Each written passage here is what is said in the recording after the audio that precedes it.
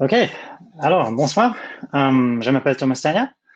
Je suis développeur advocate chez Google. Je habite à Hambourg, en Allemagne. J'ai fait quelque part de mes études en France, en fait, à l'INTIMAG à Grenoble. Promotion 2007. Wouhou. Et là, je suis pour parler de projet Fugu and You. La présentation sera en quelque chose comme français. Alors, je suis allemand, mais je parle un peu le français. Alors, si parfois vous comprenez pas, n'hésitez pas à interrompre. Sinon, les slides sont en anglais. Tu peux la Et faire si tu préfères, tu peux la pardon? faire en anglais. Si tu préfères, tu peux la faire en anglais. Oh non, c'est bon, c'est bon. Je suppose que tout le monde parle français, non? Il y a quelqu'un qui parle pas français? OK. Euh, Continuons. Alors, je suis Thomas Yack, partout sur le web, Twitter, GitHub, ma page. Alors, si vous me cherchez, Thomas Yack, c'est le nom qui va trouver mes profils. Et voilà, Project Fugu, commençons avec une introduction. Si vous êtes développeur web, Euh, pardon, si vous êtes développeur native, alors développeur Android, développeur iOS, développeur Windows, macOS, vous avez du choix. C'est comme si avec votre boîte de Lego, vous avez tous les briques dans tous les couleurs que vous voulez. On peut faire n'importe quoi. Par contre, quand vous êtes développeur web, vos options sont limitées un peu. Il y a des briques gris, il y a des briques oranges, il y a des briques bleues, et on peut faire quelque chose. C'est pas qu'on puisse faire rien, mais les choix sont un peu limités. Bah, on peut pas faire grand chose. On peut faire quelque chose. On peut faire des applications comme Gmail, comme Google Maps, comme cette application-là qu'on utilise pour avoir cette présentation. Par contre, on peut pas faire des grandes cités, on peut pas faire une IDE qui a accès aux fichiers locaux. Il n'y a pas Clipboard qui supporte n'importe quoi comme fichier. Alors, on peut faire quelque chose, mais on peut pas faire tout. Par contre, si on a tous les briques, si on a tous les couleurs, si on a toutes les formes, on peut construire des sites, on peut construire des grandes applications. Et on a vu chez Google que les développeurs web et les utilisateurs surtout, ils veulent des features, ils veulent avoir des applications qui sont super capables de faire beaucoup de choses. Et c'est pour ça qu'on voit que les gens, surtout en Chine par exemple, commencent à développer des mini-apps qui courent dans le contexte de WeChat. On voit que il y a des frameworks comme Cordova, comme Ionic, qui font du mobile avec des applications hybrides. Et la même chose sur desktop. On voit qu'il y a des gens qui utilisent Electron pour faire, par exemple, Slack, pour faire quelque chose comme, en fait, WeChat DevTools. Alors, les IDE pour programmer des mini-apps, c'est tout Electron, c'est NW. Alors, il y a certainement ce qu'on a vu, la demande pour avoir des applications super capables sur le web, qui utilisent la technologie web et qui fonctionnent dans un contexte, dans le contexte d'un navigateur web. Si on regarde les briques gris et bleues et oranges qu'on a aujourd'hui, on a quelques. C'est pas que on a rien. Il y a push message, il y a geolocation, il y a paiement, il y a recording, vibration, là. C'est pas qu'il y a rien. On peut faire des trucs. Par contre, si vraiment on aurait tous les briques, il y aura beaucoup plus de choses comme geofencing, comme accès au contact, web serial, les senseurs, NFC, unlimited storage. Alors, il y a beaucoup de API que de moment, on n'a pas encore, mais nous, dans le projet Fugu, on est en train de développer. Alors, le slogan, le motto d'un projet Fugu, et ça c'est en anglais, Enable web apps to do anything native apps can by exposing the capabilities of native platforms to the web platform while maintaining user security, privacy, trust, and other core tenets of the web. Alors, c'est ça ce qu'on veut. Et nous, c'est qui nous? C'est Intel, c'est Microsoft, c'est Google. Ce sont des grandes boîtes qui se sont unies dans le projet Fugu. Et vous pouvez voir là, go.gle / projet-fugu pour avoir plus d'informations. Alors, nous, ce qu'on veut, c'est donner accès aux API très capables. Parfois, super capables et dangereux même. Et c'est pour ça que je retourne une slide. L'icône de Project Fugu, c'est une poisson qui s'appelle Fugu. Et je ne sais pas si vous avez jamais mangé, mais en tout cas, c'est un poisson que les gourmets ont décidé que c'est une délicatesse.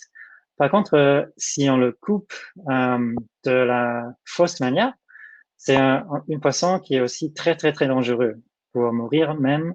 Une poisson qui est excellent d'un point de vue du goût, mais par contre aussi très dangereux si on ne sait pas comment le traiter. C'est exactement ça ce qu'on veut dans le projet.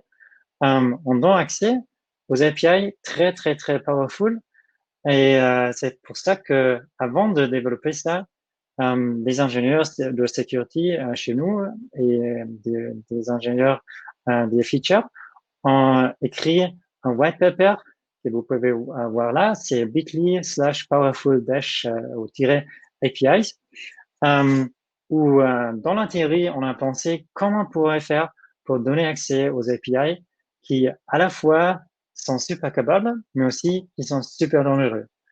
C'est un white paper et je suppose que ça sera utile de lire ça avant de commencer avec des API, simplement pour savoir, dans la théorie, comment nous, chez Google, chez Microsoft, chez Intel, on pense de donner accès à ces API. Alors, comment on arrive de la situation d'aujourd'hui où on a des briques grises, bleues, oranges, à quelque chose comme des briques jaunes, une nouvelle API. Alors, comment faire? Et là, on a des différentes étapes. Ce sont 5 étapes, en fait. Et on commence avec la identification d'un besoin. Alors, c'est, par exemple, un partenaire qui travaille avec nous, avec Google, qui travaille avec Microsoft, qui dit, ça serait bien si on aurait des briques jaunes. Parce que nous, on est la boîte XY et nous, on veut faire sur le web. On peut pas parce qu'il n'y a pas de briques jaunes. Alors, ils parlent avec nous, ils parlent avec l'équipe du projet Fugu. Ils font des feature requests et demandent comment on peut faire pour avoir des briques jaunes. La prochaine passe, ça serait pour nous, dans le projet, de s'asseoir, de penser et à la fin, écrire un document que nous, on appelle un explainer, qui explique un peu dans la théorie comment est-ce qu'on pourrait faire pour avoir une nouvelle API. Alors, comment faire pour avoir des briques jaunes? On pourrait penser avec du pseudocode pour penser, bon, alors la shape, la forme de l'API pourrait être telle et on pourrait faire que, je sais pas, avec un paramètre X, ça retourne Y, mais si X manque ou si X est boolean, alors on pourrait faire ça, Alors on pense dans la théorie, comment est-ce que pourrait être cette API? On écrit ça et on le pose sur GitHub, même parfois sur un repo de simplement l'ingénieur qui était duquel c'était la tâche d'écrire cet explainer. Après, c'est la phase de solliciter feedback. Alors, on retourne au partenaire, on retourne à la personne qui a filé le bug et on leur demande, est-ce que vous pensez que ça pourrait fonctionner? Est-ce que vous pensez que cette vision qu'on a écrite pourrait être réalisée? Alors, on sollicite feedback du partenaire, du développeur, mais aussi simplement en général. Les feedbacks et les explainers, tout c'est public. N'importe quelle personne sur la planète qui a accès à GitHub peut accéder et peut commenter, peut faire des nouveaux issues et dire, bon, vous avez pas pensé ça avec un paramètre X, mais je pense que ça serait mieux d'utiliser un paramètre B, par exemple. Alors là, on sollicite du feedback. Après ça, on commence à formaliser une spécification. Alors, c'est vraiment avec des algorithmes écrits, avec des types définis. C'est dans le cadre d'une groupe de standardisation sur le W3C qui s'appelle WICG. Et c'est Web Incubator Community Group. Alors, la groupe incubateur qui est, bon, pas formellement W3C, mais qui est une groupe ouverte à tout le monde qui, dans un cadre W3C, veut partager au process de la standardisation. Et dans cette phase, typiquement, on fait quelque chose que dans Chrome, on appelle un origin trial. Pour Edge, c'est la même chose.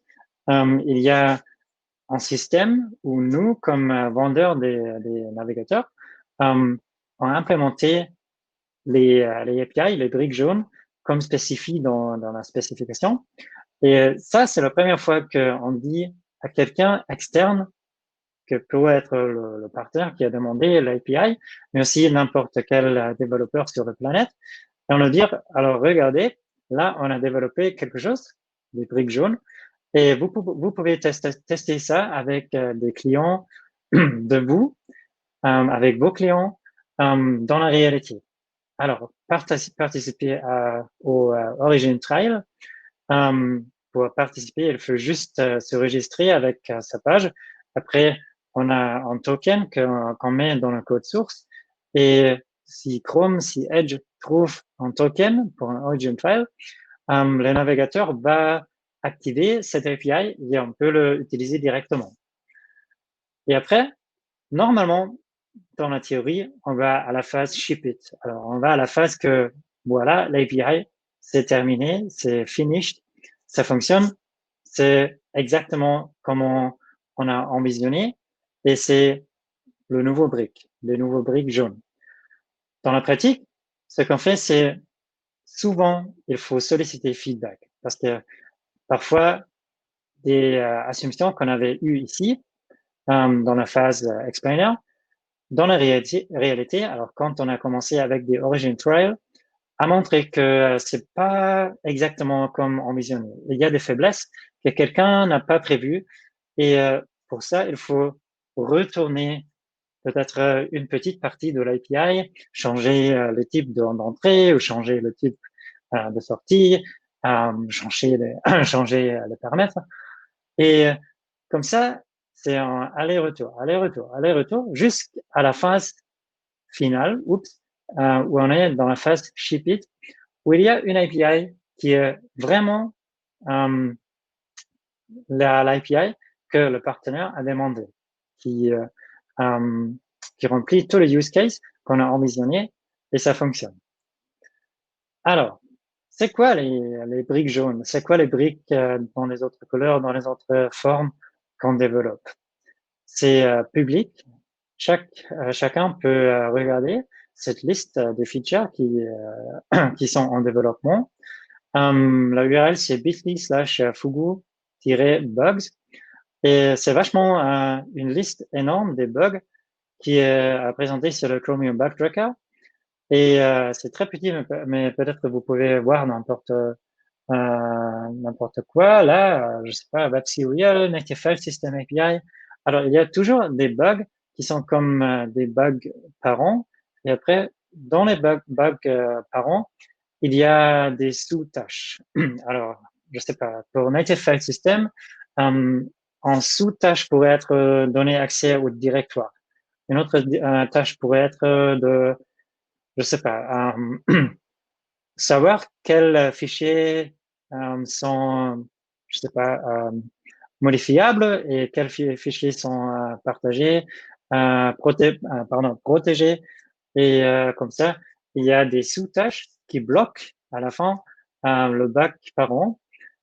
Et c'est pour ça que si on traque juste les bacs par an, on peut savoir quand même où l'API est. La vue comme ça dans une liste, c'est pas très confortable.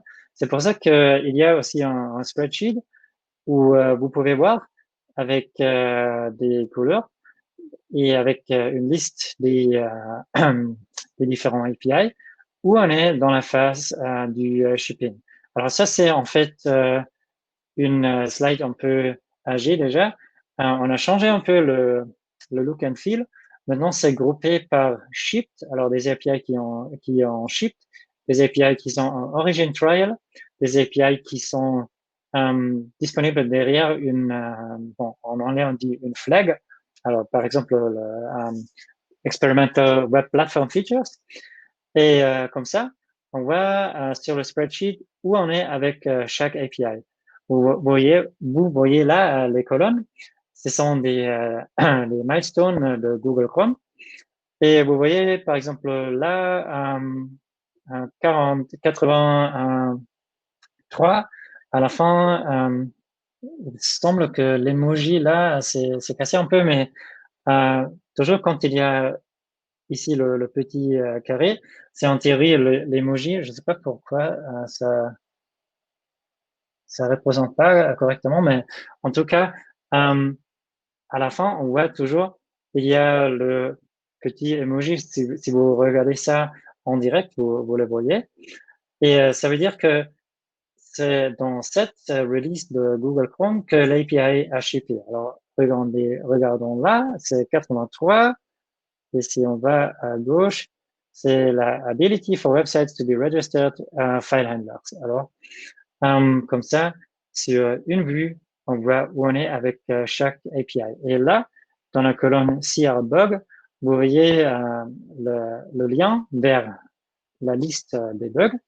Et comme ça, c'est connecter les différentes vues et vous choisissez la vue qui est plus confortable pour la tâche.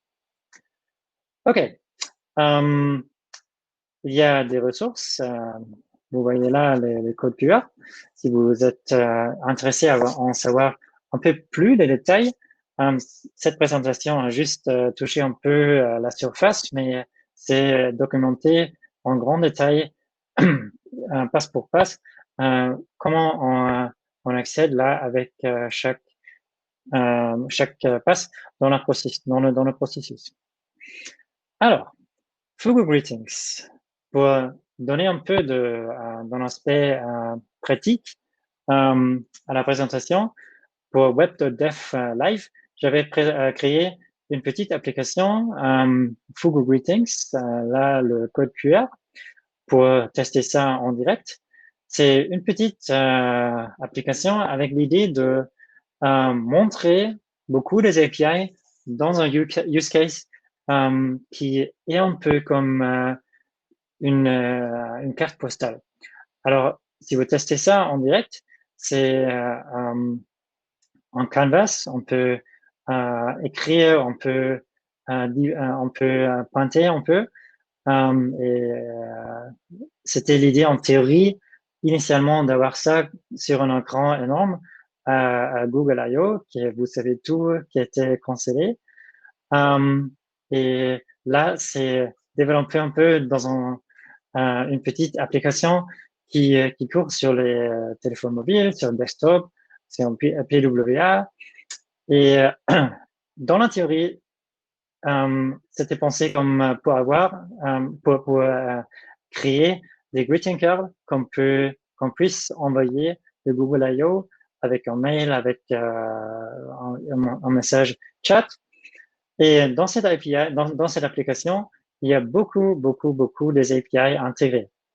Alors, la première, c'est la Native File System API pour avoir accès aux fichiers natifs du système opératoire.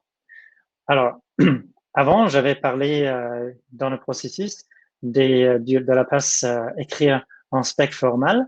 Alors là, vous voyez une spec et vous voyez que c'est en fait un draft community group report de quelque chose comme la Native File System API. Et vous voyez bien, c'est pas officiel encore, c'est en draft. Par contre, si vous avez jamais lu une spécification W3C, c'est plus ou moins la même look and feel. À gauche, vous avez le tableau du contenu. Et après, vous avez chaque pas avec des différents algorithmes, etc., etc. Et si on regarde comment c'est implémenté dans cette application-là, on a par exemple une fonction import image qui importe un fichier du système local. Et là, vous avez une nouvelle fonction qui est définie sur Windows. Windows Show Open File Picker. On peut donner plus de paramètres, mais j'ai laissé ça simple pour la démonstration. Et c'est une fonction asynchrone qui montre en picker. Alors vraiment en file picker, file open picker, qui quand quelqu'un choisit un fichier, vous donne un file handle. Et de ce file handle, vous pouvez après avec la fonction getFile avoir accès au fichier et ça vous retourne un fichier dans le sens de la file API qui est définie dans le W3C. Ça peut toujours rejeter. Par exemple, simplement si quelqu'un dans le picker pousse le bouton cancel, et alors vous trouvez là dans le catch. Et si on peut écrire quelque chose, pardon, si on peut ouvrir quelque chose comme un fichier, bien sûr, on peut aussi avoir une fonction export. Et là, ça fonctionne avec un show safe file picker qui aussi dans la réalité vous permet de donner ici plus d'options, comme par exemple proposer une extension. Alors si vous avez un export qui exporte dans le format PNG, par exemple, vous pouvez dire là que par défaut, l'extension du nouveau fichier soit quelque chose comme PNG. Ça vous donne encore une fois un handle. Et avec ce handle, vous créez un writable stream, writable. Et après, vous écrivez dans le stream un blob qui est passé ici dans la fonction. Et après, il faut toujours coller la close pour closer le stream. Et après, le fichier est sur le disque. Si vous oubliez de coller close, le fichier sera pas écrit. Ça serait écrit dans quelque part temporaire du système, mais c'est pas vraiment écrit dans le fichier que vous avez choisi là avec le handle. Alors, pensez toujours d'avoir writable.close pour vraiment terminer l'écriture. Pareil comme avant, ça peut toujours faillir. Alors, il faut le wrapper dans un try catch. Et si vous essayez ça, vous pouvez ouvrir quelque chose comme le blowfish.png, par exemple. Ça va être mis sur la canvas. Vous pouvez modifier le fichier et après, cliquant sur le bouton export, exporter le fichier et donner un nom comme untitled.png ou n'importe quoi. Et vous voyez là que vous pouvez choisir où ça va être gardé. Alors, c'est pas un download, c'est vraiment un fichier qui est gardé dans ce nom, dans ce fichier. Et pourquoi c'est important? Si maintenant vous continuez de faire des edits, par exemple donner un troisième lieu, vous pouvez garder sur le même nom et comme ça, c'est vraiment overwrite. C'est pas comme avec un download où à la fin, vous avez Untitled 1, Untitled 2, Untitled 3, c'est vraiment en overwrite. Alors, c'est vraiment open and write. C'est la même chose que dans la réalité avec quelque chose comme, je sais pas, Paint ou n'importe quelle application comme Photoshop. C'est la même chose. Alors, prochain exemple, la Contact Picker API. C'est une API qui vous permet d'accéder les contacts dans un téléphone. Alors, quand je dis contact, ça veut dire le livre d'adresse de votre téléphone Android, par exemple. Et la voix, pareil, c'est en draft, c'est pas officiel encore, mais vous voyez, c'est le même look and feel. C'est une spec draft qui, à la fin, j'espère, et l'équipe SR sera standardisée dans le contexte W3C. Alors, comment faire pour avoir des contacts? Il y a une fonction getContact qui est asynchrone, et là, on peut définir des propriétés. Alors là, c'est en tableau, et je passe, et je passe juste le nom pour avoir accès au juste le nom. Je dis que pour option, je veux multiple true, alors je veux que ne pas une en contact, mais plusieurs. Et après, c'est simplement un appel à navigator.contact.select. Je passe les propriétés, alors le tableau nom et les options, multiple true. Et asynchronement, alors c'est un picker, alors par définition c'est asynchrone et ça bloque pas. Alors c'est asynchrone, ça me donne des contacts que j'ai choisis. Alors dans la pratique, si on regarde ça sur un téléphone, vous voyez là que c'est un peu un use case construit, mais j'ai deux potes, Sergei Mikhailovich Brin et l'autre c'est Page, Larry Page, que j'ai choisi là de mon livre d'adresse. Et j'ai dans le contact picker de Android, vous voyez là juste les noms. Alors je peux partager, je peux pas partager par exemple leur email, je peux pas partager leur numéro de téléphone, je peux juste partager les noms. Et à la fin, ça va être mis là sur le canvas. Alors le use case c'est vrai vachement un peu construit, mais l'idée c'est d'avoir accès aux noms qui sont écrits dans le script qui est pas le script du téléphone. Alors là, c'est un téléphone qui court en anglais. Alors l'auteur sait pas comment entrer les noms en cyrillique ou les noms en chinois. Alors pour ça, il y a le contact picker et on peut adresser un greeting card à Sergey et Larry. Et le code, c'est vachement simple. C'est juste quelques lignes pour avoir accès. Alors là, vous vous demandez peut-être quelles autres propriétés sont possibles. Alors on peut avoir le nom, le mail, le numéro de téléphone, mais aussi quelque chose comme le avatar. Alors une petite photo si c'est disponible. Et comme ça, on a vraiment une API qui est très, très, très potent, qui donne accès aux contacts, mais à la même fois, qui donne pas tous les contacts. Par exemple, si vous pensez une application genre social networking, souvent, il demande accès à votre livre d'adresse. Et whoop, du coup, vous avez partagé, même si vos contacts pas forcément soient d'accord, vous avez partagé tous leurs détails avec le réseau social. Et là, on évite ça par limitant ici, par exemple, de dire juste les noms, et aussi par faire un picker.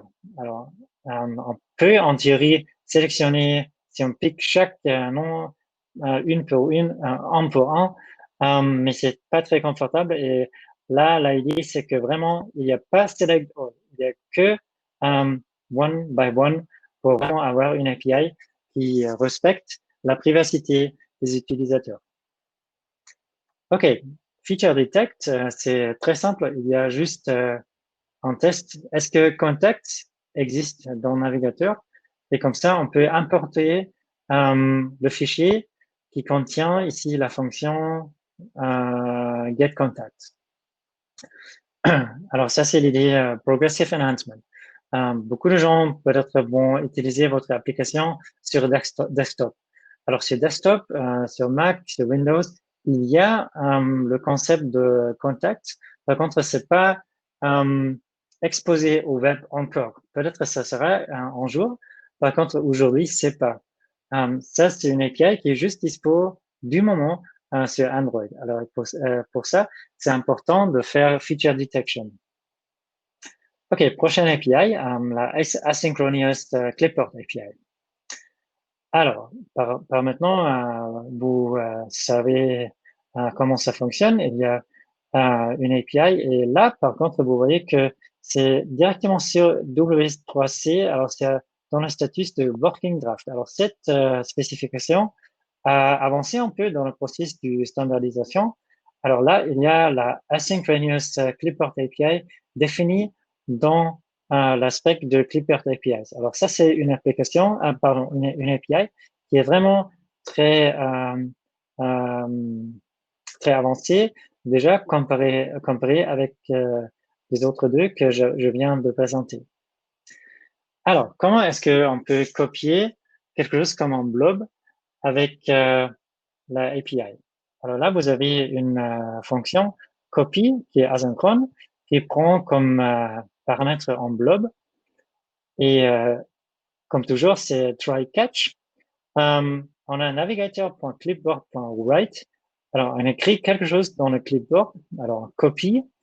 Et là, c'est un tableau de clipboard items qui est un nouveau objet. Alors là, c'est new clipboard item et on le donne en objet comme avec une propriété qui est le type du blob et la valeur du blob actuel. Alors là, par exemple, c'est image/png et comme valeur le blob de l'image qui entre là dans la fonction. Alors, pourquoi un tableau? C'est parce qu'on peut donner plus qu'une représentation. Alors, toujours, si vous copiez quelque chose, je ne sais pas si jamais vous avez essayé de copier, disons, d'une page web, quelque chose dans un document Word ou Google Docs. C'est toujours disponible dans différentes représentations. Alors, c'est texte clair ou texte HTML. Et là, c'est la même idée. Pas tous les logiciels vont fonctionner avec PNG, par exemple.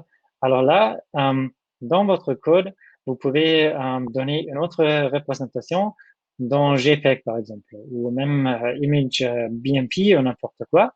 Alors, vous pouvez donner là un tableau et copier la ressource qui est le blob là dans le clipboard. Alors, le paste, c'est un peu plus compliqué. Et pourquoi c'est plus compliqué? Parce que là, il faut lire du clipboard. Alors, navigator clipboard.read, c'est asynchrone. Et vous avez à la fin des clipboard items. Pourquoi items? Pourquoi pluriel?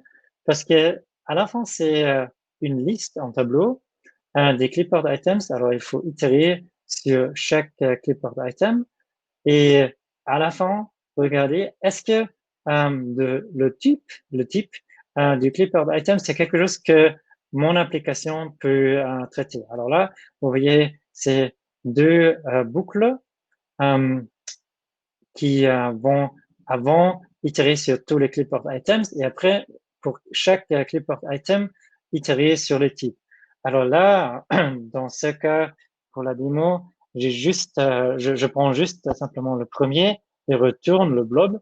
Alors, je exit la fonction.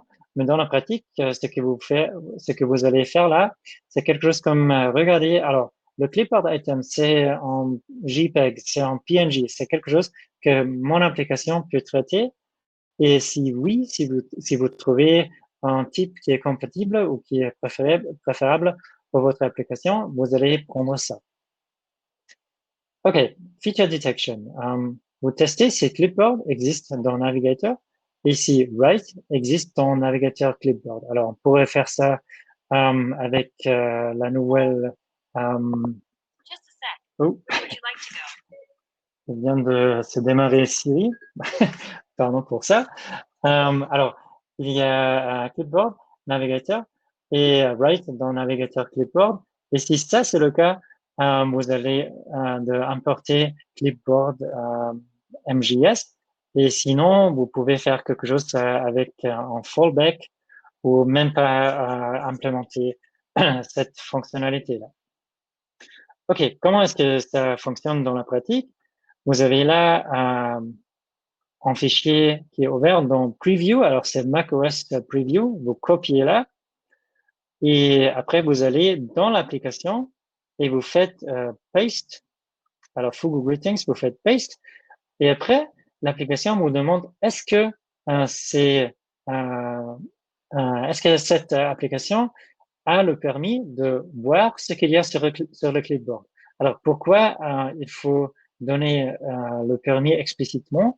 Parce que dans la pratique, beaucoup de gens copient, par exemple, des mots passe ou des choses simplement qui sont pas pour les yeux de n'importe quelle application. Alors, c'est ici avec en prompt où vous êtes demandé est-ce que vous voulez permettre ça? Je sais pas sur iOS 14 si quelqu'un teste ça. On a vu que par exemple TikTok lit le clipboard chaque fois et beaucoup de gens se sont demandé mais c'est quoi ça? Pourquoi TikTok quand je ouvre l'application lit le clipboard? Alors là c'est la même la même idée en donnant ici la transparence que l'application essaie de lire le clipboard. On essaye de savoir est-ce que c'est quelque chose que le développeur attend dans ce moment. Est-ce que c'est quelque chose qui est respectable et qui est permittable pour l'application dans ce moment? Alors, si vous respectez là, si vous cliquez Allow, la photo sera pastée dans l'application. Je ne sais pas si vous testez ça en direct. En théorie, ça devrait fonctionner pour tout le monde avec un navigateur qui est compatible. OK. La même chose, si là, je fais copie, alors je copie ce canvas dans le clipboard et je vais dans Preview et je fais New from Clipboard, ça va me paster l'image que j'avais copiée ici dans un nouveau fichier untitled de Preview sur Mac. Alors, ça fonctionne dans les deux sens, copier, coller des deux côtés.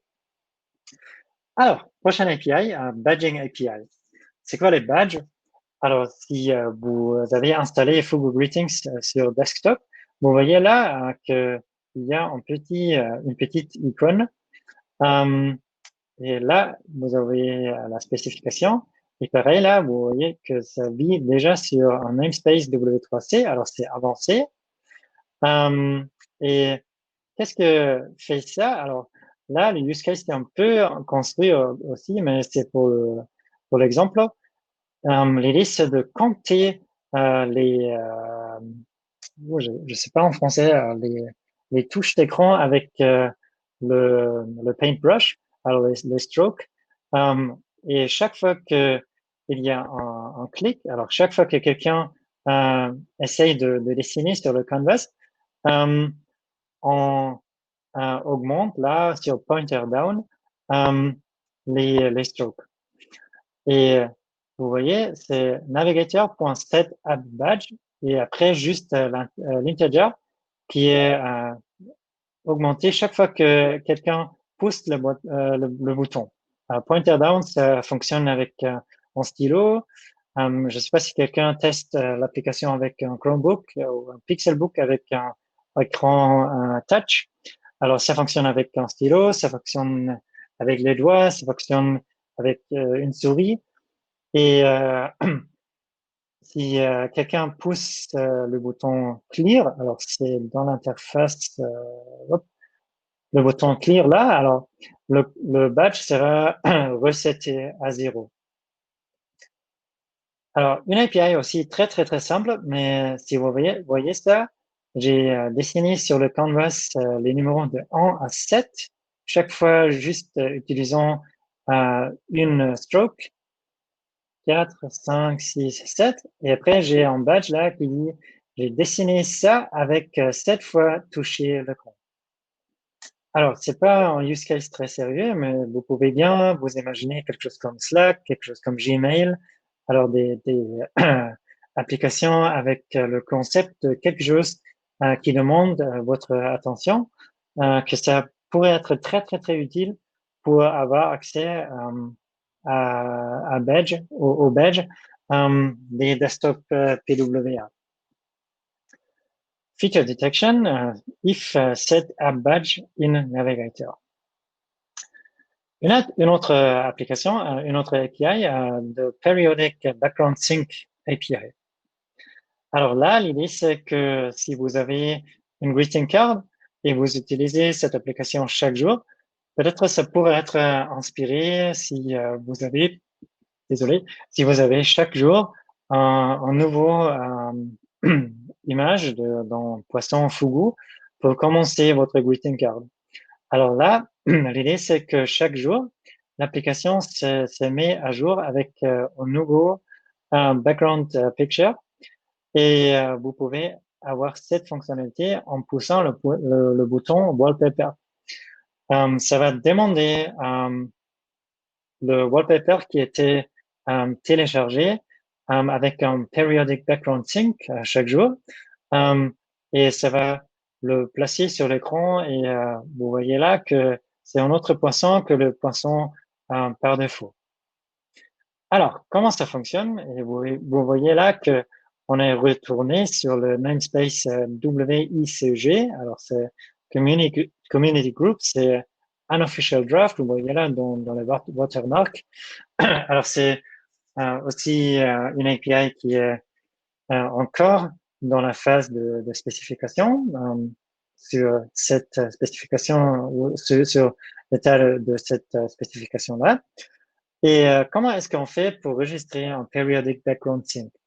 Alors là, vous bossez avec un service worker et vous avez la registration, la service worker registration que vous pouvez obtenir avec navigator.serviceworker.ready as un commandement et vous avez la registration.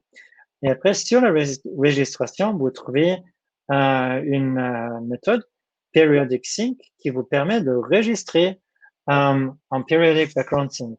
Et là, je donne le nom comme image of the day sync, qui est basiquement juste un label qui dit quand est-ce que je veux que ça s'applique. Alors là, je donne le intervalle et c'est des secondes. Alors c'est 24 multiplié par 60, par 60, par 1000. Alors c'est comme un cron job qui va se appliquer une fois par jour.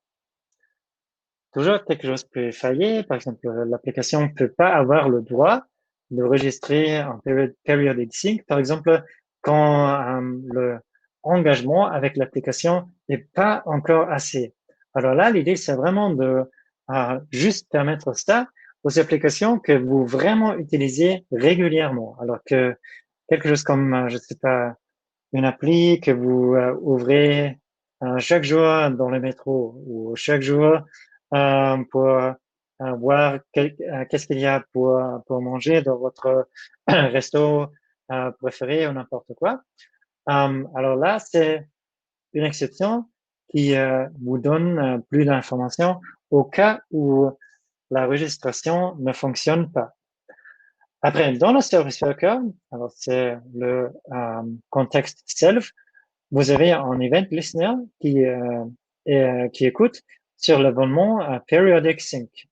Et là, vous regardez si le sync event, si le tag est bien le label, le tag qu'on avait utilisé avant. Alors, image of the day sync, ça correspond à image of the day sync que j'ai utilisé là pour enregistrer. Et après, c'est juste, ça se traite juste de obtenir le image of the day. Alors, c'est sync event, wait until. Alors, c'est la même chose que vous connaissez du fetch handler. Et c'est une fonction get image of the day. Alors, l'implémentation de cette fonction n'est pas importante. C'est quelque chose comme en fetch qui va chercher l'image dans un service comme, je sais pas, un Splash ou Flickr ou n'importe quoi, qui va vous donner un blob. Et après, vous pouvez communiquer à tous les clients du service worker que vous avez un nouveau image of the day en le postant à chaque client avec post message. Alors ça, c'est juste une manière de l'implémenter. La théorie, c'est toujours de faire ça dans le contexte du service worker periodic sync. Vous le faites une fois, vous le gardez dans n'importe quel lieu, par exemple dans l'API du cache, ou là, comme j'ai fait dans cet exemple-là, vous postez simplement directement au client et comme ça, il peut mettre à jour, par exemple, leur canvas local. OK. Et là, comment est-ce que ça fonctionne pour l'aspect feature detection? Il y a deux choses.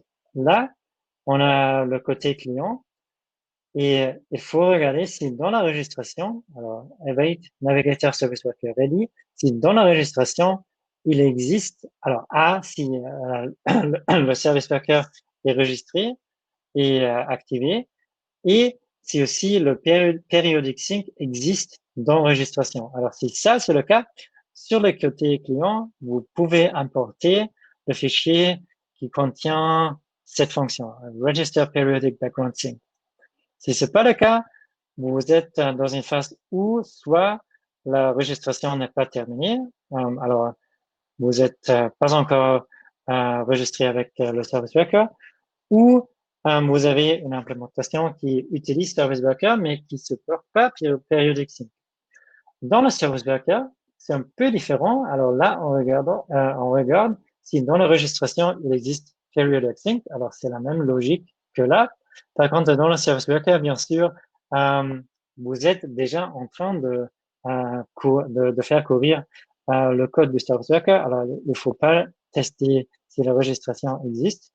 Et là, vous pouvez importer dynamiquement Image of the Day. Alors, c'est cette fonction-là.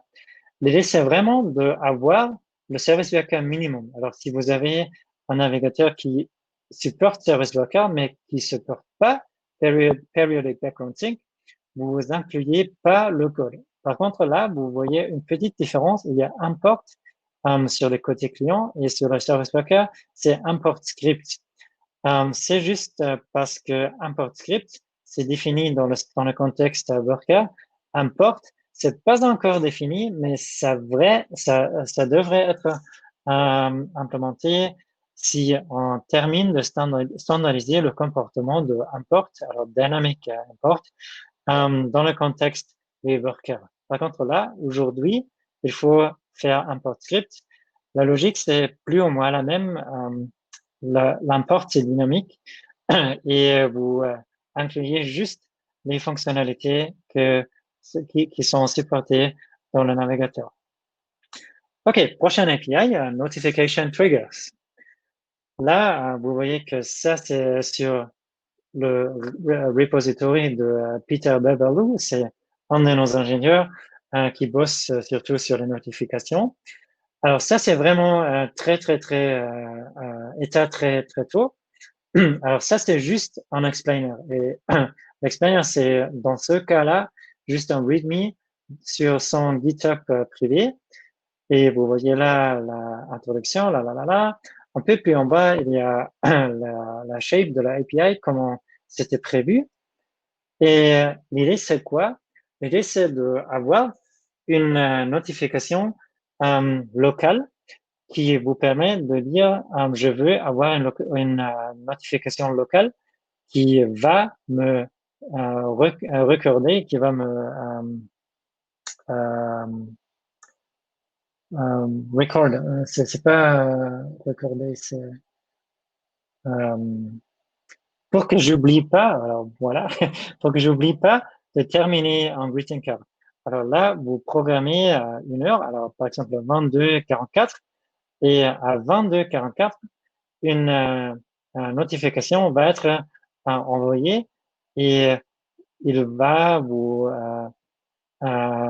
recorder, remind, d'avoir de terminer votre greeting card. Alors là c'est une notification et ce qui est intéressant de cette notification, c'est vachement une notification locale. Alors ça n'utilise pas le réseau, c'est juste localement. Et là, il dit It's time to finish your greeting card. C'est avec une icône comme toutes les notifications. Par contre, comme j'avais dit, c'est juste localement. Comment on peut faire ça? Alors là, il y a une fonction, l'implémentation n'est pas importante, qui va juste dire, alors, quand est-ce que vous voulez que ça lance? Alors, c'est, dans mon exemple, à 22h44. Alors, ça, c'est le target date. Si on a un target date, on continue avec la registration et on registre une show notification avec un label, avec un tag reminder. Et on donne le tag reminder. Alors, pardon, ça c'est le titre avec un title de reminder. Alors, c'est bien ça, reminder, avec un title reminder et avec, un tag reminder. Et le body, it's time to finish your greeting card. Alors, c'est bien ça, it's time to finish your greeting card. Et là, le truc nouveau, c'est un show trigger. Alors là, on donne un new timestamp trigger qui est le target date que j'ai obtenu avec cette fonction-là. Et après, on peut simplement faire quelque chose de différent. Et le navigateur va envoyer la notification locale quand c'est l'heure de continuer à terminer le greeting card.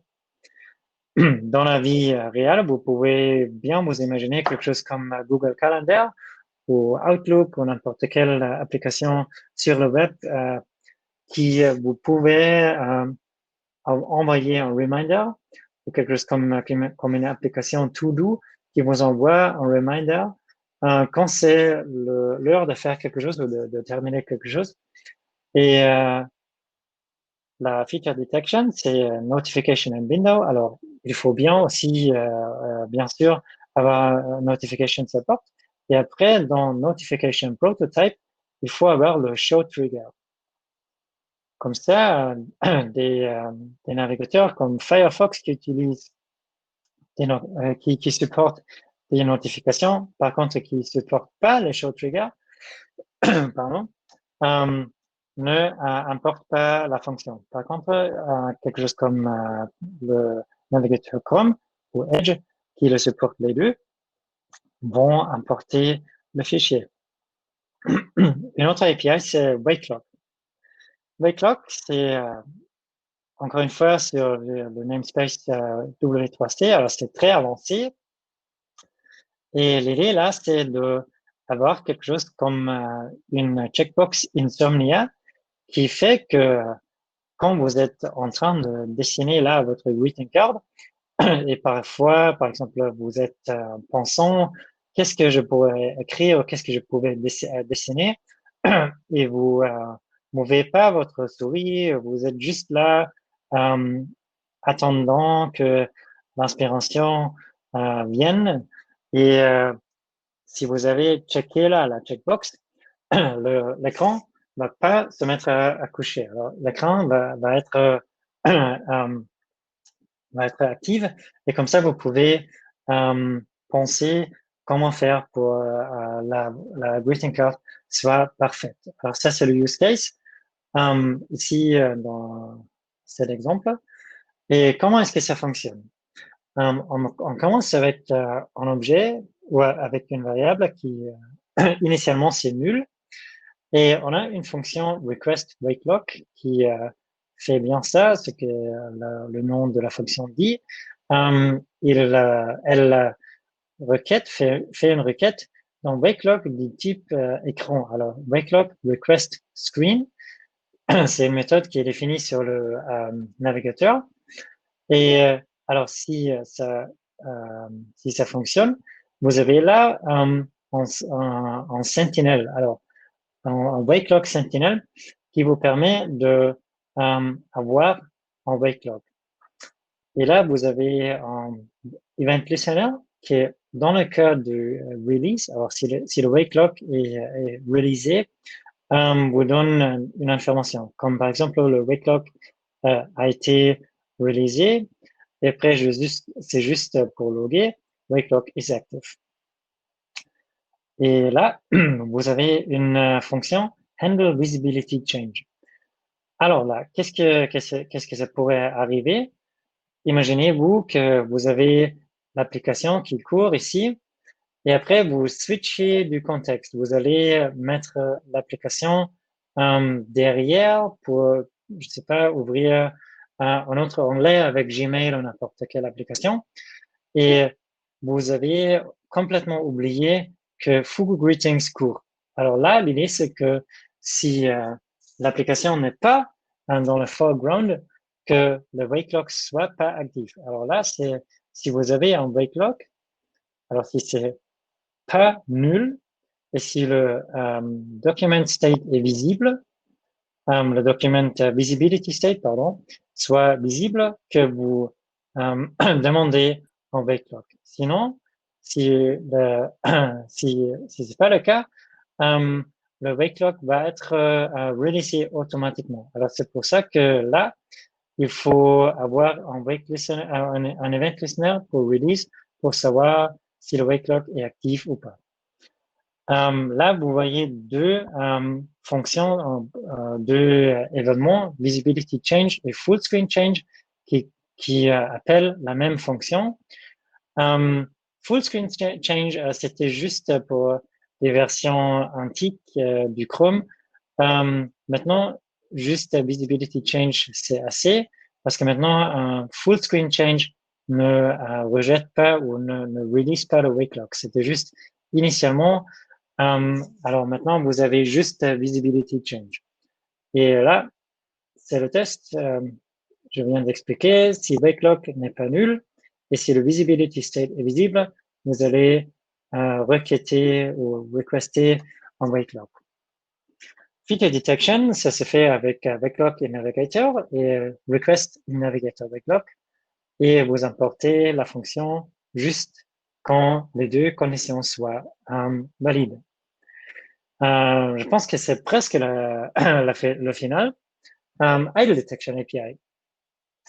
Là, c'est aussi une API très, très, très jeune, qui existe dans le repo de WICG. Le explainer, c'est un README. Et là, l'idée, c'est d'avoir une checkbox éphémérale. L'idée, c'est que on peut, en combinaison avec Insomnia, si vous regardez assez du temps à l'écran sans que quelqu'un touche l'écran, que l'écran se met dans l'état initial. Alors, pensez un moment la situation où ça existait sur un booth Google I.O. Dans une version géante. Tout le monde va être là, tout le monde va dessiner quelque chose, et bien sûr, des gens vont dessiner parfois des trucs qui sont pas vraiment très très très utiles. Alors là, s'il y a personne qui interactionne avec la démo, dans le cas où éphéméral soit checké, il se met à l'état initial. Alors ça, c'est le use case. Comment est-ce que ça fonctionne? On a un idle detector qui est là, qu'on peut initialiser avec new idle detector. Et après, on a un event listener qui écoute aux événements change. Alors si l'état idle change, on a deux states, on a user state, on a screen state. Et user state peut être idle ou active. Et screen state peut être bloqué ou non bloqué. Alors là, l'idée, c'est vraiment de séparer entre l'utilisateur est encore en train d'utiliser leur device. Par exemple, on peut avoir un utilisateur actif avec un écran non bloqué qui utilise, je sais pas, Gmail, mais qui utilise plus l'application Fugu Greetings. Par contre, qui est toujours actif sur l'écran. Et par contre, si à la fin vous faites screen lock, vous allez, je sais pas, prendre une douche ou n'importe quelle activité, vous bloquez votre écran. Alors là, le screen state change à screen state bloqué. Et après, vous pouvez réagir et par exemple là, appeler une fonction clear canvas si le user state est idle. Et après, il faut juste initialiser ou starter, commencer le idle detector. On a un threshold qui est là, 1 minute, c'est le minimum. Après 1 minute de désactiver, que l'utilisateur soit plus actif sur le device, pardon, le idle detector va détecter un événement de change. Et vous voyez là un signal, c'est du abort controller.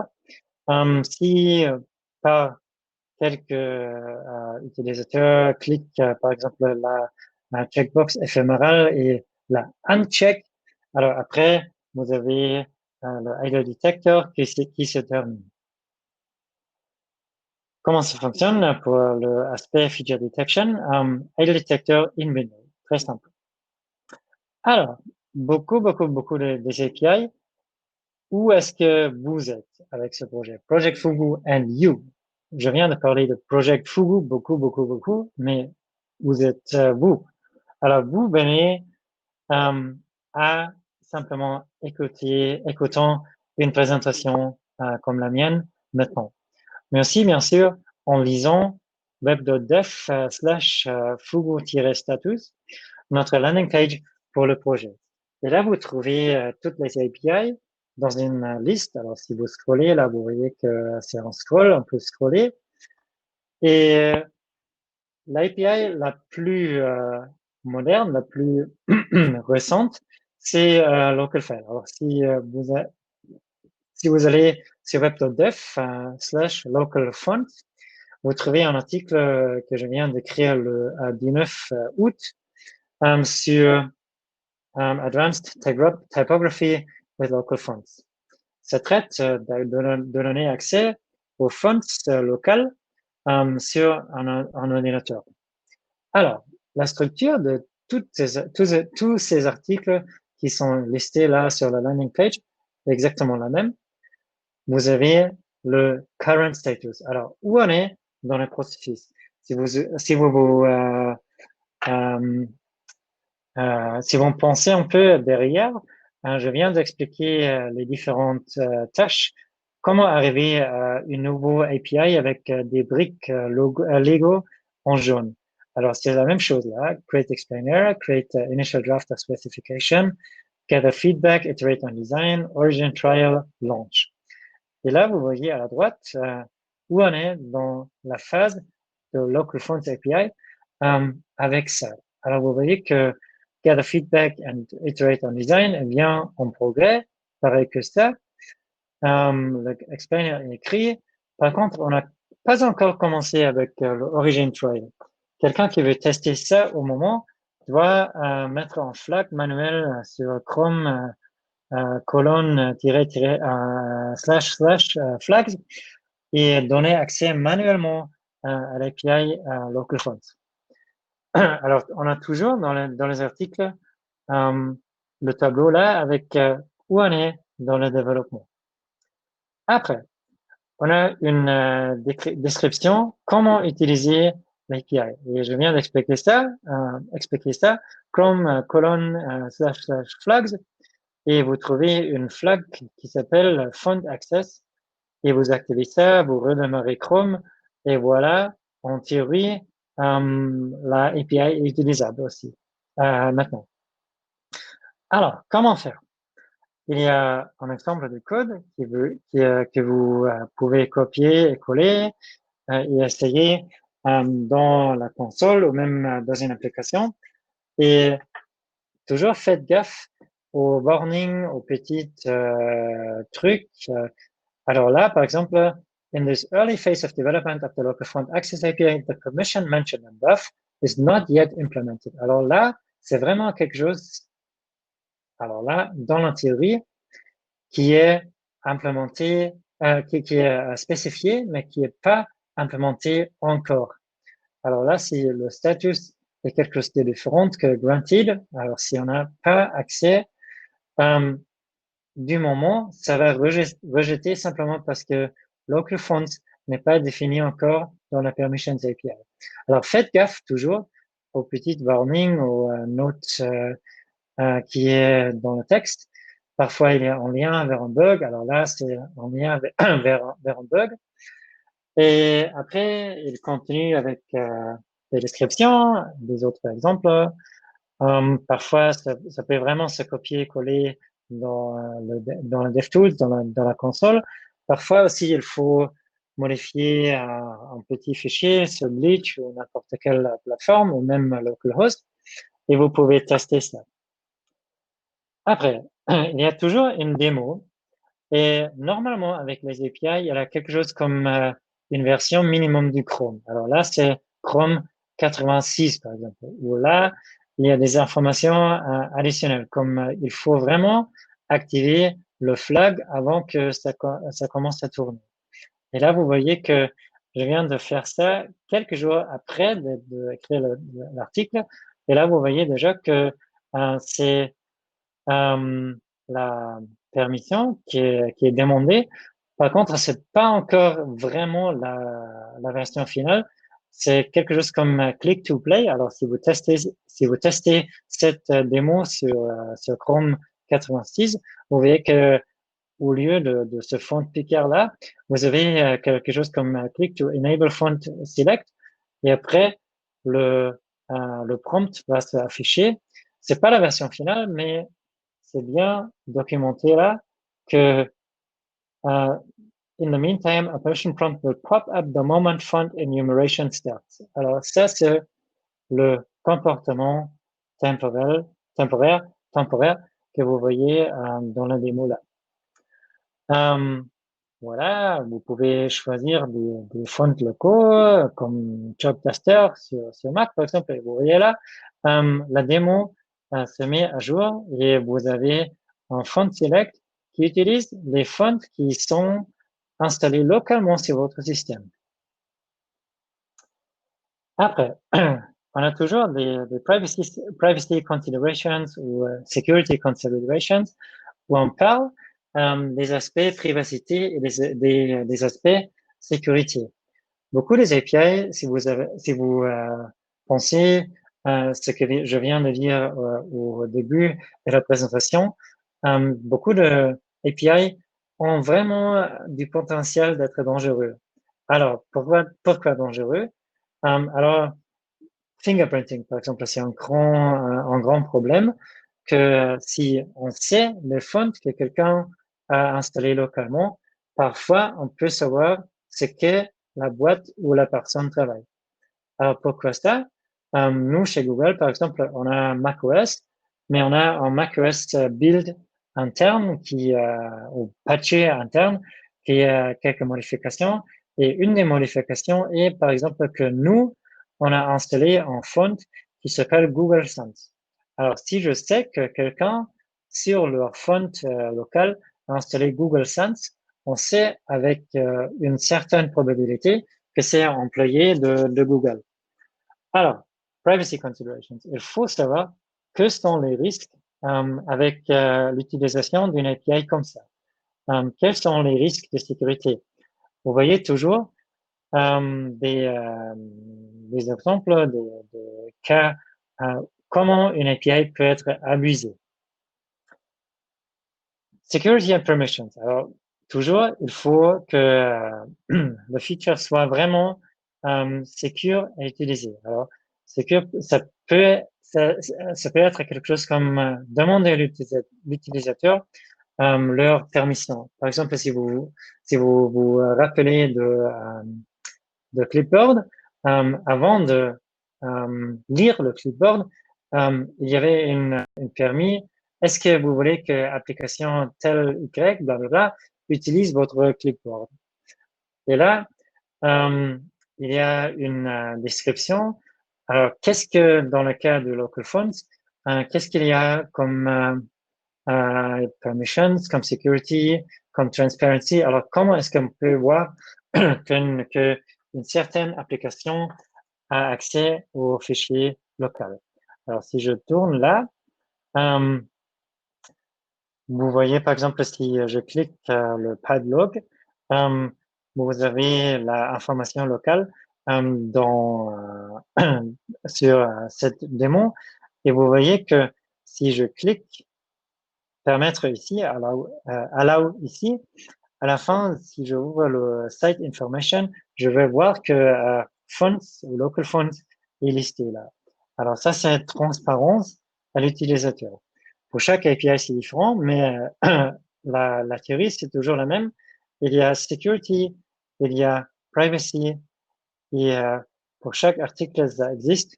Pour chaque article, ça va être un peu différent, mais toujours, il y a quelqu'un qui a pensé comment est-ce que les gens peuvent abuser une API.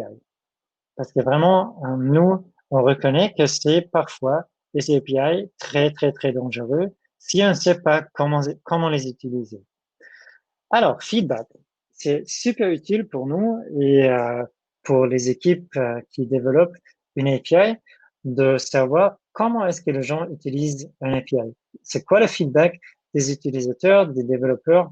Et vous voyez toujours une section Tell us about the API design. Il y a un lien vers le GitHub repo. Alors, ça peut être sur le GitHub de quelqu'un en privé, ça peut être le GitHub de WICG ou même le GitHub de W3C. Et vous cliquez là, vous êtes dans la section des issues et vous pouvez reporter ou commenter sur un issue qui existe. Et vous pouvez dire que, je sais pas, j'avais essayé l'API et ça n'a pas fonctionné comme j'avais pensé. Il y avait un paramètre qui disait qu'il ferait X, mais en fait, il faisait Y. Je pense que c'est un problème. Et après, quelqu'un de l'équipe vous va répondre et on va discuter, est-ce que peut-être il faut modifier le explainer? Est-ce qu'il faut modifier le comportement de l'API? Parfois, il n'y a pas un problème de design. L'API design peut-être est bien. Par contre, l'implémentation dans Chrome, dans Edge, dans n'importe quel navigateur peut être pas correcte. Alors, il y a un problème d'implémentation où peut-être l'aspect dit que quelque chose fait X. En réalité, sur Chrome version 96, n'importe quoi, ça fait, wow, 96, 86, ça fait n'importe quoi. Et vous pouvez filer un nouveau bug avec new.crBug.com et vous donnez comme composante, dans ce cas-là, Blink Fonts et vous commencez à écrire un petit rétro. Comment est-ce que l'équipe peut reproduire le bug? Glitch, c'est une plateforme qui fonctionne très bien pour des petits démos comme ça, pour faire un bug report. Et voilà, à la fin, c'est très, très, très important, pas seulement d'utiliser en API, mais aussi de montrer, support publiquement que votre boîte, votre agence ou même vous-même soit intéressé à utiliser un API. Alors là, on peut envoyer un tweet utilisant le hashtag. Vous pouvez donner, si vous êtes Google Developer Expert ou si vous êtes simplement sur un meetup, invité à un meetup, vous pouvez donner une présentation et présenter sur une API et montrer comme ça que vous supportez l'API que vous voulez, que ça soit implémenté dans les navigateurs, pas seulement que sur Chrome, mais aussi sur les autres navigateurs, parce que ça rend beaucoup de use cases possibles que avant n'étaient pas possibles. Alors, si vous vous rappelez, à l'exemple de tout au début, on avait des briques en jaune, en orange, en gris, en bleu. Et après, tout de suite, vous avez une API, vous avez un brique en jaune et tada, vous avez beaucoup de use cases nouveaux qui, du coup, sont possibles. Et comme ça, vous pouvez montrer support pour l'API. Et comme ça, faire du bruit pour que beaucoup d'utilisateurs l'utilisent, beaucoup de développeurs l'utilisent, cette API. Et à la fin de chaque article, vous avez toujours des helpful links sur le explainer, sur le spec draft, sur les Chromium bugs. Alors, si vous, si vous vous rappelez, au début, il y avait la liste des bugs, il y avait le spreadsheet avec le status, et vous avez un lien vers Chrome Status, qui est notre status checker pour Chrome, le lien vers le GitHub repo. Et parfois, si une API est avancée un peu, il y a un tag review. Alors, tag, c'est le Technical Architecture Group du W3C. Alors, nous, on demande toujours l'opinion des experts, soit de la TAG, alors de la Technical Architecture Group du W3C, soit et, c'est vachement en et, les autres navigateurs. Alors là, on a demandé Mozilla leur opinion sur LocalFront. Et, et on va demander à Apple aussi. Et comme ça, on a là tous les liens pour documenter comment une API a avancé dans le processus de standardisation. Alors, par exemple, là, vous voyez local fonts et les issues. Alors là, le problème est s'il y a quelque chose que vous dérange, je sais pas là, que should this really use environment settings object to store things? Est-ce que ça c'est une bonne idée, oui ou non? Vous pouvez participer à la discussion. Et c'est ouvert, c'est tout public. Soyez pas timide. Vraiment, si vous avez une opinion, écrivez-la, donnez-nous feedback. La communauté du projet Fugu, c'est vraiment amable, c'est vraiment des gens comme comme toi et moi, qui essayent de avancer la web pour, pour faire que la web soit mieux. Par contre, parfois, comme j'avais dit, il y a des problèmes avec l'implémentation. Alors là, vous pouvez ouvrir le backtracker, vous vous connectez, vous faites un compte et vous pouvez commenter sur les bugs et dire, alors là, j'avais essayé ça, la spec dit que ça devrait fonctionner comme ça, mais dans la réalité, ça fonctionne comme ça, là. Et après, vous discutez directement là avec les implémenteurs. Vous voyez, il y a des emails. Alors, ce sont vraiment des gens Chromium qui, qui développent les standards là et les API. Et vous pouvez vous connecter directement avec les experts. Et je pense que c'est super d'avoir accès aux ingénieurs directs simplement en commentant sur un bug. Vraiment, faites servir les bugs, les trackers, les issues pour rentrer dans les discussions avec les anges. Alors, les Origin Trials. À la fin, il y a les API qui sont implémentés, mais si personne ne les utilise, ça sert à rien. Alors vraiment, si vous êtes intéressé à tester quelque chose comme, je sais pas là, le badging des icônes, testez ça.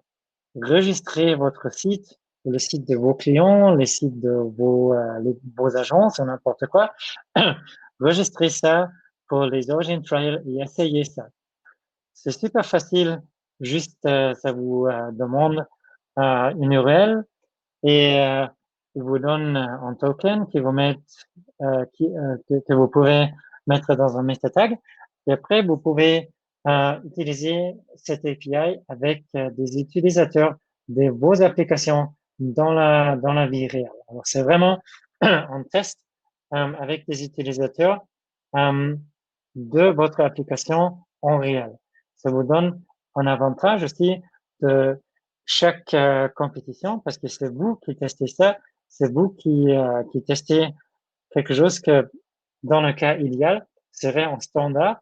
Et comme ça, vous êtes devant la compétition avec des nouveaux features que quelqu'un, je sais pas, qui est pas assez proche au navigateur, peut-être n'a pas jamais écouté parler. Et comme ça, vous pouvez utiliser des API avec vos clients et ajouter un peu de faire que la web de demain soit un peu mieux que la web d'aujourd'hui. Et avec ça, merci beaucoup. On a passé pas mal de temps et je suis sûr que vous avez beaucoup de questions. Euh, et on peut entrer la phase de discussion. Je vais juste tourner. Hop, là je suis. Je stoppe le share et merci beaucoup pour écouter. Et bah oui, envoyez vos questions. Vous avez vu mes contacts. Si jamais il y a quelque chose que vous voulez discuter en privé, n'hésitez pas aussi de me contacter en privé sur Twitter, sur mail, n'importe quoi. Et voilà, merci pour écouter. Merci Thomas, merci beaucoup. Alors, donc oui, il y a quelques questions qu'on peut poser. Alors, première, c'était comment sont priorisés les développements des API qui sont choisis dans le projet Fugu? Ok, là, la vérité est que à la fin, c'est des grands partenaires de Google, de Microsoft, qui décident qu'est-ce qu'on fait. Alors, qu'est-ce que veulent les grandes boîtes qui bossent avec nous? S'il y a, je sais pas, une entreprise Y, je sais pas, un grand player sur la web, ils disent, nous, on veut avoir cette API, on va naturellement prioriser la requête. Mais toujours, c'est quelque chose qui passe en public. Alors, il n'y a pas de features qui sont privées de quelqu'un. Il y a toujours des features qui sont publiques. Par contre, parfois, le partenaire n'est pas visible. Alors, on ne dit pas que c'est la boîte ABC qui veut ça. On dit, il y a quelques partenaires grands qui veut une API qui fait ça. Par contre, là, tout est public et tout le monde peut commenter, tout le monde peut, comme les grandes boîtes, commenter avec la même voix, avec le même droit à une opinion, utiliser et commenter sur les API, sur les bugs. Mais à la fin, il faut dire que la priorisation, ça se fait avec des grands partenaires. D'accord, très bien. Alors après, il y en a deux qui sont assez proches. Là, il y en a. Alors, c'est est-ce que Mozilla et Apple suivent cette initiative? Et dans la même veine, y a-t-il des features que Apple, Microsoft ou Mozilla ont refusé d'implémenter? Et si oui, pour quelle raison? OK. Euh, oui, alors, il y a... alors, laissez-moi commencer un peu plus loin. Il y a dans le projet Intel, il y a Microsoft, il y a Google. Euh, Intel, pourquoi Intel? Peut-être quelqu'un va se poser cette question. Intel ont regardé qu'est-ce qui court sur les CPU, sur leur processeur. Et c'est sur plus que 50% en navigateur. Et c'est pour ça que eux, ils se sont dit que, alors si plus que 50% de CPU time chez nous, c'est quelque chose comme un navigateur Chrome ou Edge ou n'importe quoi. Il faut que nous, comme Intel, soit dans le développement de ces nouveaux API et de la standardisation. Edge, vous savez tous que Edge ont commencé à implémenter le nouveau Edge avec Chromium comme base. Et ce qui reste, c'est que c'est Mozilla et c'est Safari avec WebKit et avec Gecko comme browser engine. Ils sont pas dans le projet. C'est pas que on leur veut pas, c'est plutôt que ils ont pas encore joigné l'effort. Par contre, ça veut dire pas que eux, ils ont contre tout ce qu'on fait dans le projet. Par exemple, on a WebShare qui a commencé dans le contexte du projet et WebShare est une API qui est implémentée par Safari et par Firefox. On a, et bien sûr par Chrome et Edge. Et on a aussi, par exemple, la Async Clipboard API qui est maintenant implémentée sur Safari. Alors, il y a des API qu'ils se mettent d'accord et qu'ils disent que ce sont des API que nous, on veut utiliser. Par contre, il y a aussi quelques API que Apple et que Mozilla implémentent pas. Il y avait un blog post très connu de Apple où ils ont dit on va pas implémenter les 16 API. Je sais pas, Jean-François, peut-être tu peux le chercher. Ouais, C'est 16 APIs Apple is not going to implement, quelque chose comme ça, sur leur blog. Alors là, ils ont sur leur blog dit pourquoi ils veulent pas implémenter ça. Et c'est surtout des arguments sécurité, privacité, fingerprinting. Pareil pour Mozilla. Il y a un projet qui s'appelle Mozilla Standards Positions. Et encore une fois, Jean-François, je peux te demander de chercher ça et de le mettre dans le chat. Mozilla Standards Positions, où pour chaque API, Mozilla donne leur opinion, pourquoi ils pensent que oui ou non, une certaine API est une bonne idée. Il faut dire qu'il y a beaucoup de différences dans les opinions avec les permissions. Alors nous, chez Google, on pense que si on demande quelqu'un, si, je sais pas, Web USB, si une application devrait avoir accès à Web USB et l'utilisateur dit que oui, que ça, c'est assez.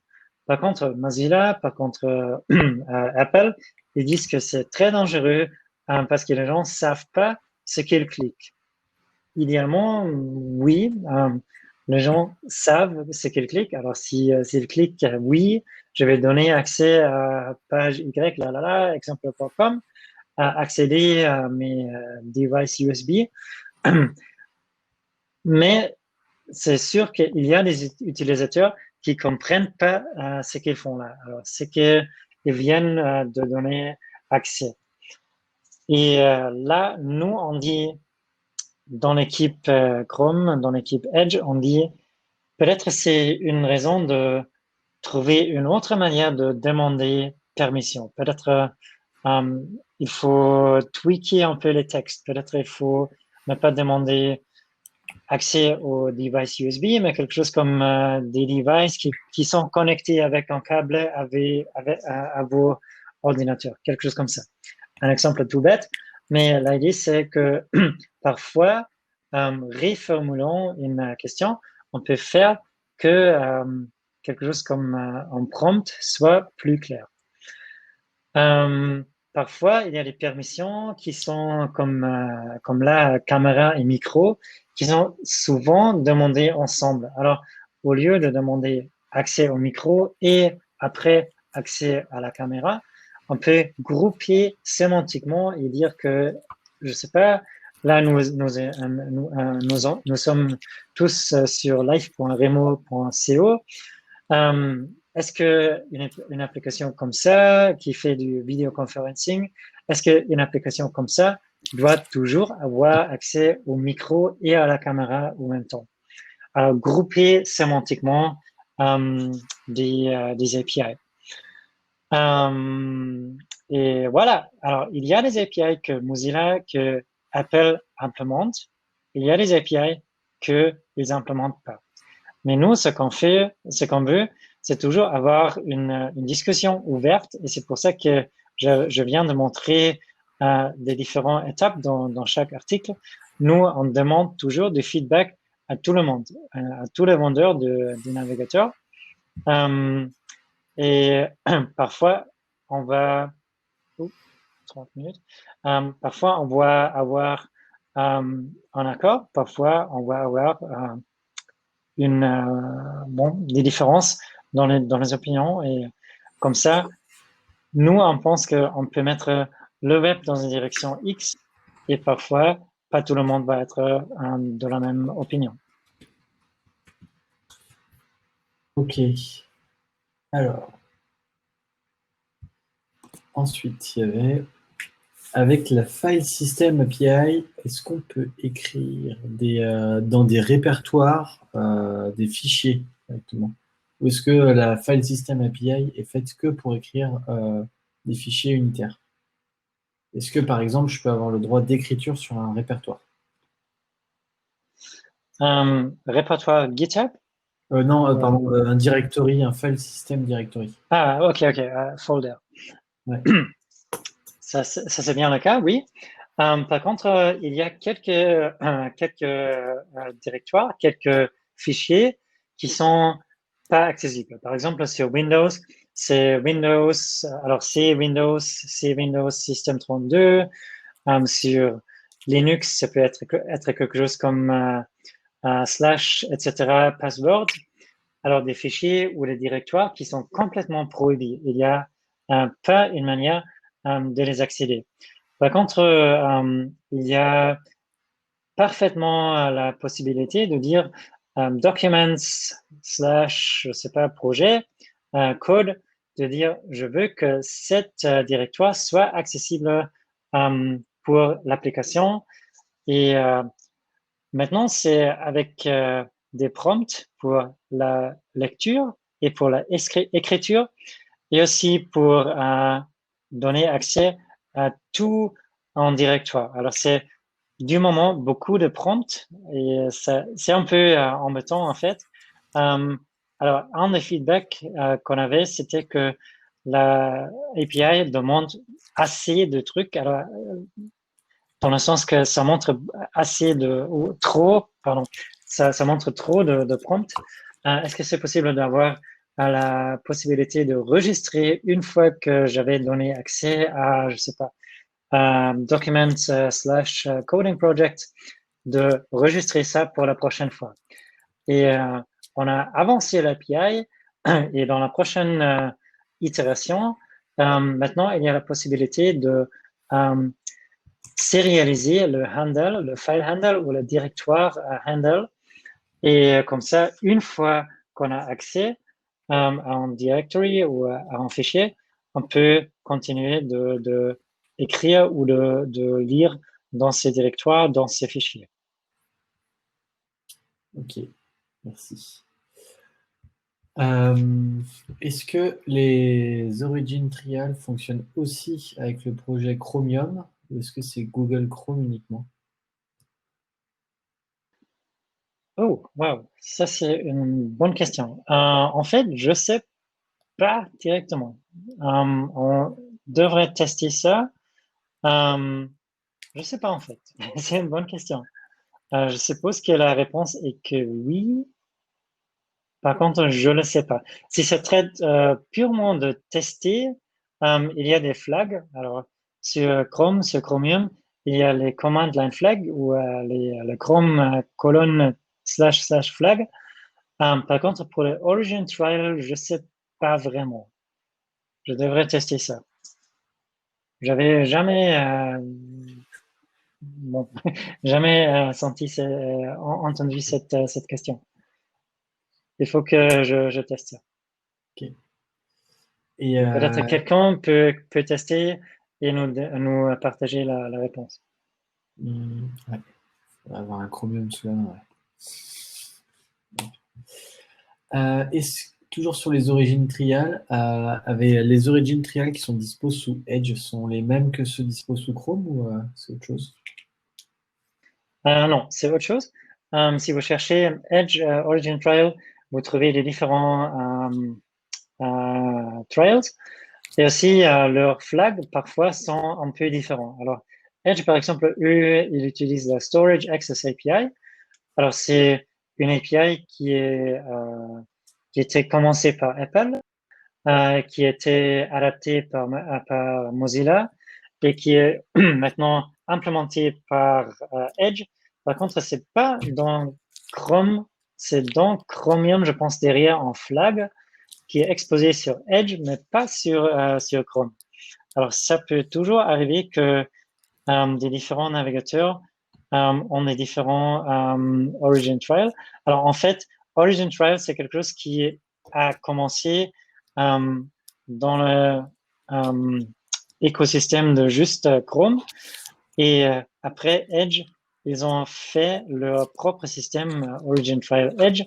Et si vous comparez, il y a quelque chose comme, je sais pas, sur Edge, maintenant, il essaye le file handling, qui est, je pense, pas encore disponible sur Chrome.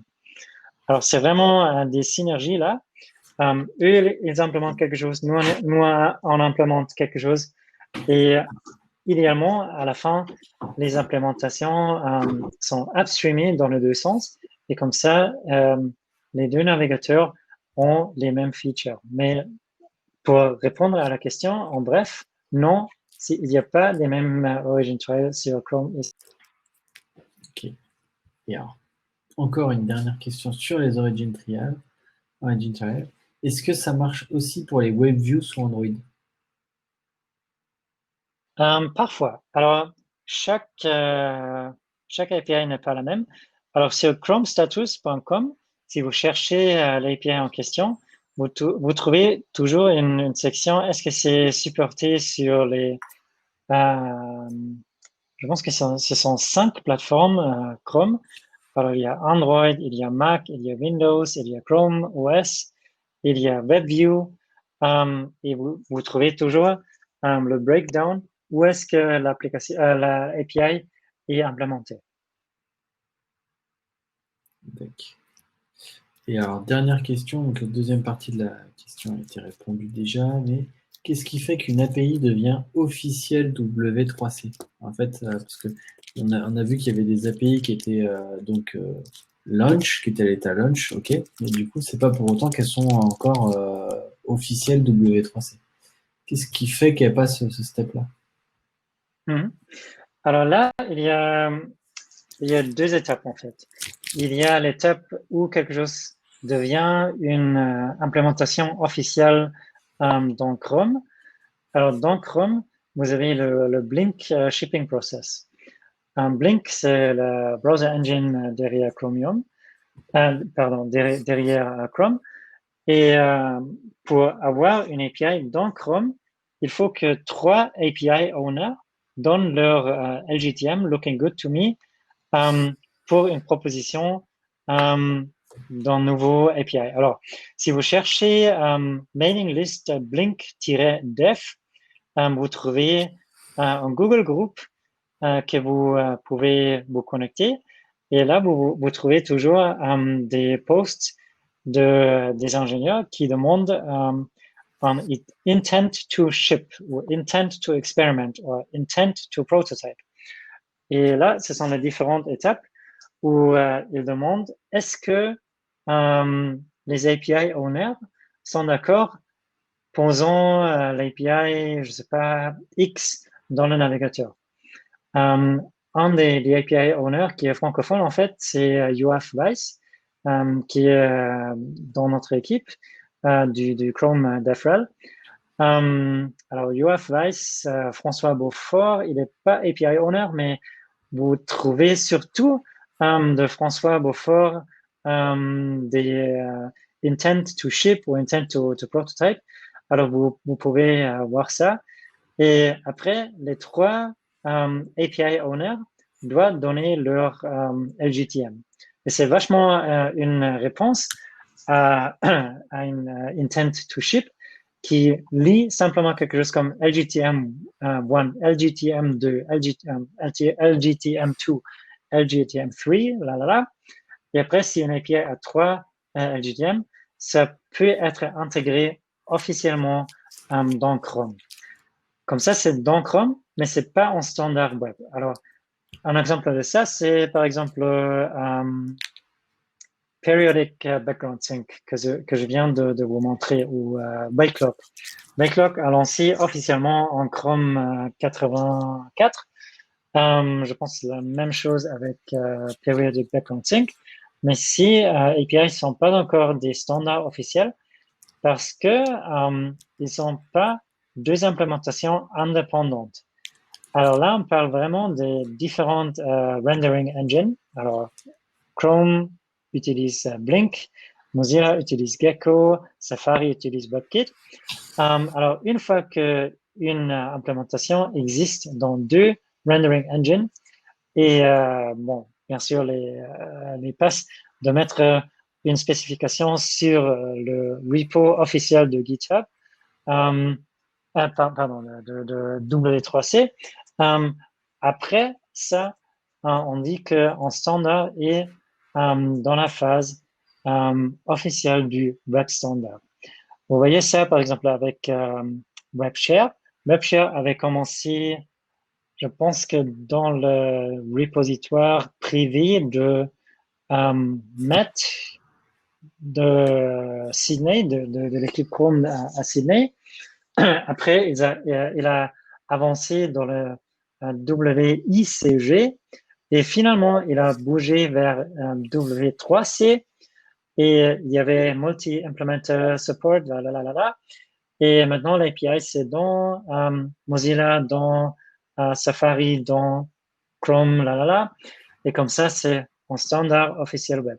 Et après, il y a juste le processus W3C avec draft, candidate recommendation, full, comment, recommendation simplement. Alors, il y a draft recommendation, et comme ça, on avance dans le processus W3C. Ok, merci. Eh ben, il n'y a plus de questions. Du coup. Merci Thomas. Merci à tout le monde pour écouter. Bien, comme j'avais dit avant, s'il y a des questions que vous voulez poser en privé, n'hésitez pas à me contacter. J'espère que mon français était assez compréhensible.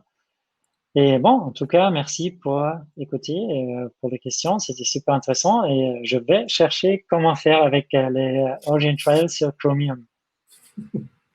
Ok, parfait. Merci Thomas, merci à tous. Dans 12 semaines, je suis encore en train de finaliser le speaker. À bientôt. Au revoir, bye bye.